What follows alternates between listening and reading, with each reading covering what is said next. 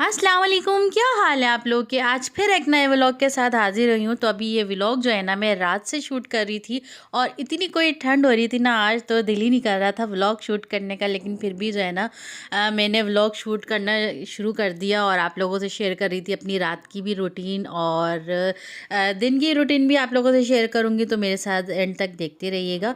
तो यहाँ पर जो है ना मैंने अपनी शादी की बेडशीट निकाली थी। मैंने सोचा यार अब इसको जो है ना बिछा लें, क्या अब इसको रखना। तो जो है ना मैंने इसे निकाला और इसके साथ एक कंफर्टर भी है, क्योंकि ठंड बहुत ज़्यादा हो रही है ना। तो मैंने कहा यार इसको निकाल लेते हैं, थोड़ा सा ओढ़ने में भी आ जाएगी और यूज़ में भी आ जाएगी, क्योंकि शादी को इतने साल हो गए तो इसलिए मैंने कहा कब तक इसको रखना है। तो बस मैं पता है क्यों उसको नहीं बिछाती हूँ, क्योंकि हस्बैंड को जो है ना ये बिल्कुल भी इसका जो फैब्रिक है ना वो अच्छा नहीं लगता। उनको इस तरह से कॉटन की जो बेडशीट्स होती है ना वही उनको अच्छी लगती हैं। इसके अलावा उनको कोई बेडशीट जो है ना अच्छी नहीं लगती। तो यहाँ पे मैं बेडशीट बिछाई थी और बच्चे भी जो है ना पीछे इतनी कोई छलांगे लगा रहे थे। मैंने कहा मम्मा आपकी शादी की बेडशीट और ये है वो। तो इतनी कोई खुशी हो रही थी इनको और कहते आपने तो बेड जो है ना बहुत ही खूबसूरत सजा दिया।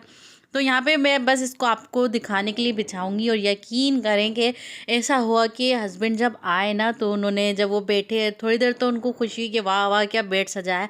लेकिन उसके बाद उन्होंने कहा यार ये बेडशीट हटा लो, मुझसे बैठा नहीं जा रहा उस पर। तो होता है ना किसी को बेचैनी शुरू हो जाती है। तो मेरे हस्बैंड के साथ भी यही मसला है। तो वो कोई भी जो है ना जो उनको बेडशीट पसंद नहीं है ना तो वो बिल्कुल भी जो है ना बिछाने नहीं देते। तो वो मेरी बेडशीट जो है ना फिर वो मैं सोफ़े पे बिछा लेती हूँ। इस तरह से जो है कारपेट वगैरह पे बिछाने में आ जाती है, फिर बेड पे मुझे ना बिछाने नहीं देते।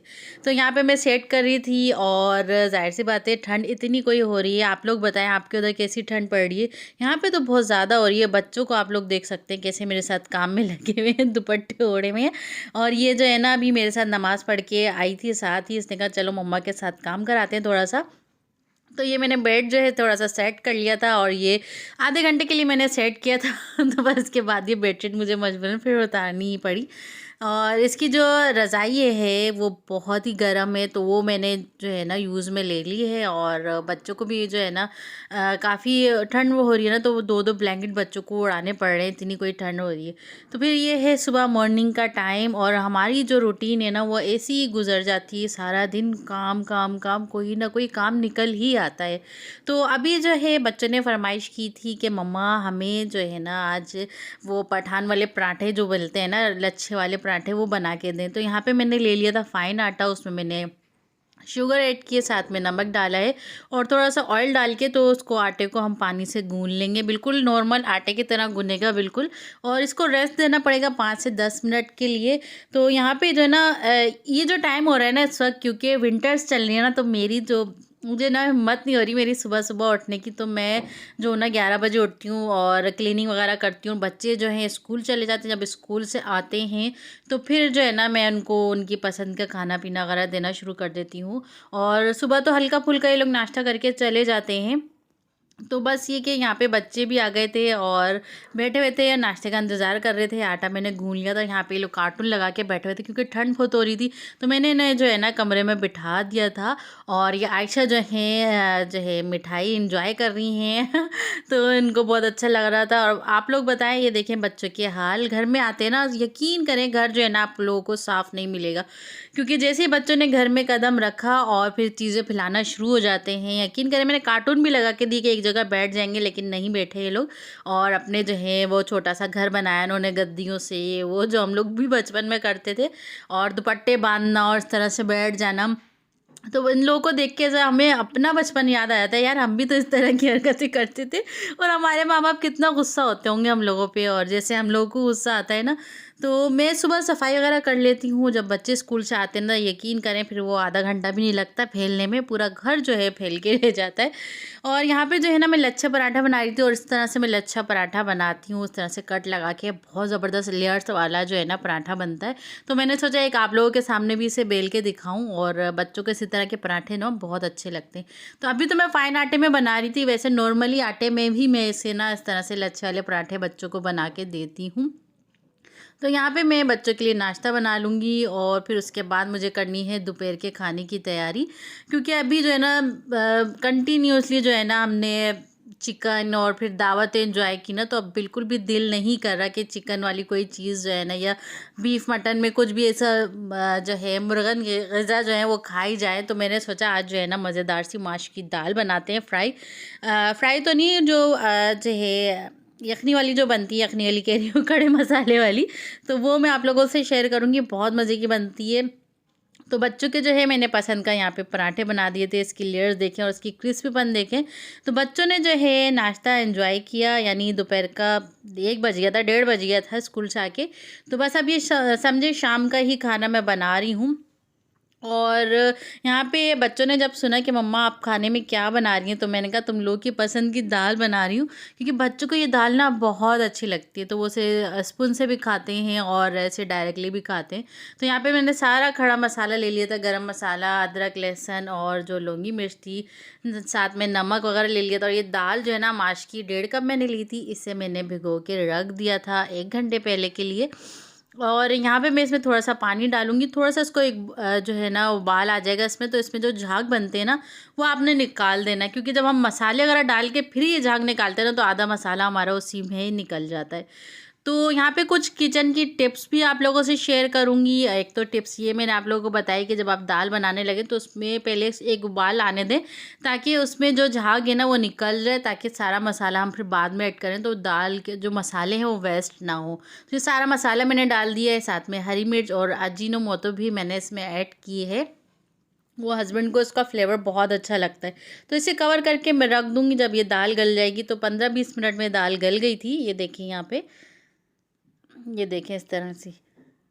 इसको दाल को मैं गला के इसको साइड में रख दूँगी। और जो हमारा बघार इसमें डलता है वो प्याज का बघार डलता है, तो यहाँ पे प्याज का बघार मैं दे दूँगी। और एक टिप्स और आप लोगों से शेयर करनी थी, वो आगे चल के मैं आप लोगों को बताऊँगी। पहले जो है ना यहाँ पे हम इसमें बघार डाल देते हैं, तो ये इतनी कोई मज़े की दाल बनती है ना, यकीन करें आप इसकी जो फ्राई दाल बनती है ना माश की, उसको भूल जाएंगे, जो इतनी मज़े की और लजीज दाल ये बनती है। और मेरे घर में हस्बैंड को और बच्चों को बहुत अच्छी लगती है। तो बस उनके लिए यहाँ पे, और जो इस पर प्याज का ये तड़का लगता है ना, यकीन करें बहुत ही मज़े का इसका फ्लेवर आता है।